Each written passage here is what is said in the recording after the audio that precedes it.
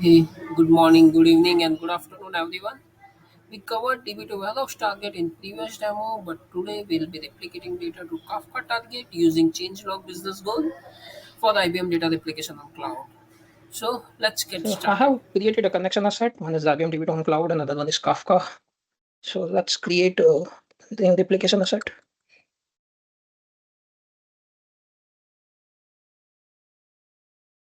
This cluster seems to be responding slow a bit today. So here I'm choosing changelog Kafka as the name. I'm selecting the business goal as changelog. Moving on to next step, source option. I'm choosing IBM DB2 on cloud. Selecting data. I have prepared the same changelog demo schema. Doesn't have any table. Let me create a table. Okay, table got created. Let me do a couple of inserts. Okay, so this table is part of it. I'm choosing target as Kafka 20 Kafka. So here for Kafka DDL changelog type, we are only supporting log and apply DDL. Other options like a schema evolution within same changelog table or schema evolution with a new changelog table, those options are not available for Kafka. Since to support those options, we would require the permission to auto create the topics. And what I heard get it that generally customer is reluctant to give the permission to auto create those topics. Log DDL information to topic. Once we have selected this, then it will log all the DDL information in the selected topic. And here I'm selecting DDL change log. If this was not checked, then this feature will be disabled. Same thing like log transaction ID to commit timestamp mapping information to topic. If I select it, then it will log the transaction ID to commit timestamp mapping in the selected topic. Otherwise, this if it is unchecked, then this feature remain disabled. And then these are the by default. We have all these 4 changelog column added. As mentioned, sequence is the mandatory column, but the rest all can be modified and removed if required. So these are the only differences with the UI when comparing with DB2 warehouse target. Here I'll select the target topic as demo. I have prepared it. I'll review and then now create it.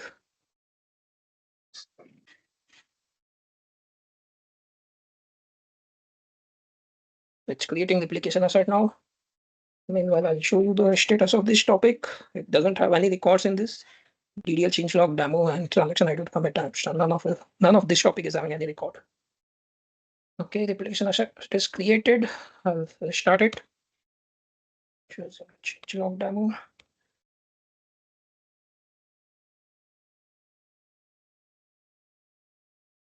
It will take a few minutes to start and then do the sync of the table which we had. Like we had one table which it created. So let's look at monitor the topic.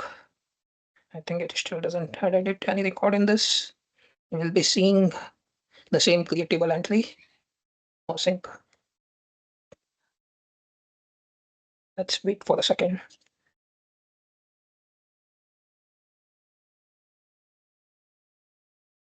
It's started. It's still yet to create a table. Initial infrastructure. An audit for Kafka. Okay, it has completed the sync. Let's look at the target topic. You can see DDL changelog topic is having one record, and this is where the DML is going. It's having 2 record. So let's look at it. This one first. So you see, it's recorded all the information like on which table this was DDL, what was the DDL, time, and etc. sequence. There'll be one header to giving the schema evolution counter. Like this will be incremented on each DDL operation. Then DMLs,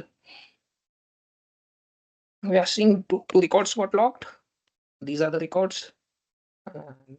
There'll be one header representing output sequence. IIDR output sequence. Yeah, this one. Now I'll do a few DMLs.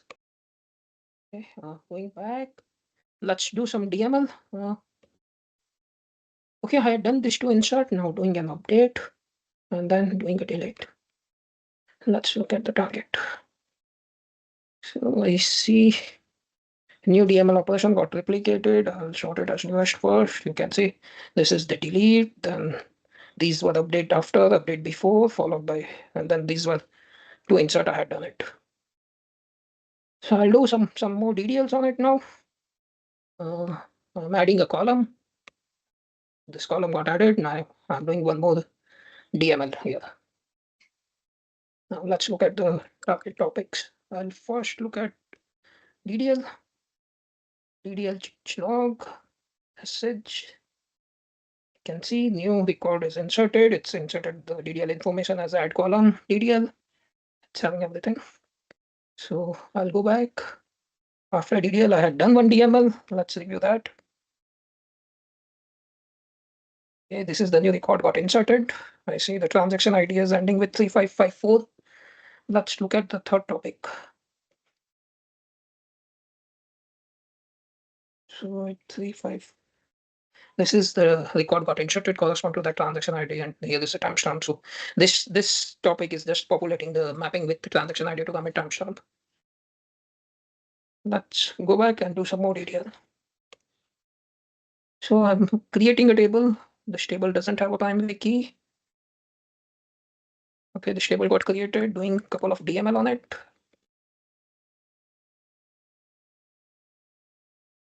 Okay, let's review target topics. Real change log. You can see new record got inserted. It's on table dash 2. And this is the create table statement which was used. And then let's look at the topic of DML. And this is these were the two records which was inserted in this.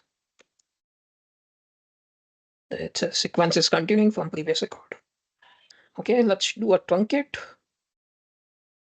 Okay, I executed the truncate on the test table. Let's go back and review the data.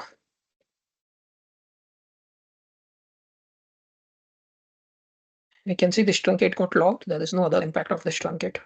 So topic doesn't get truncated on the truncate operation. Let's do some more operation.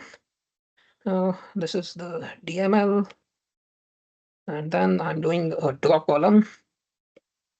Dropping column requires me to run a reorg on the DB2. Okay. Let's look at the target now. We first did the DML.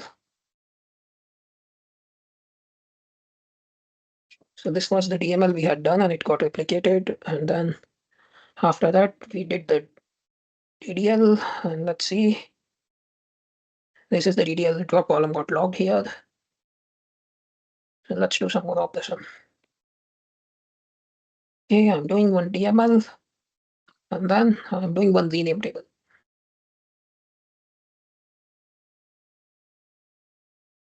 Let's see.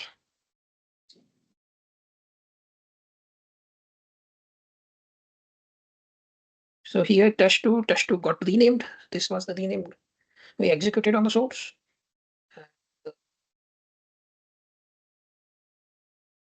This was the DML we had done on the source before the rename. Now let's do, I'm doing an insert on renamed table. Let's see.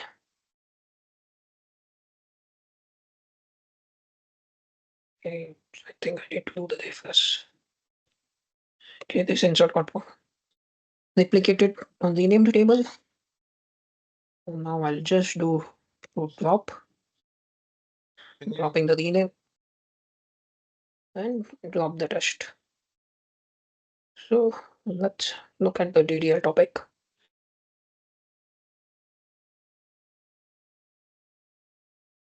This was the dropping of renamed table, and this was the DDL executed on test. That's all I had for today.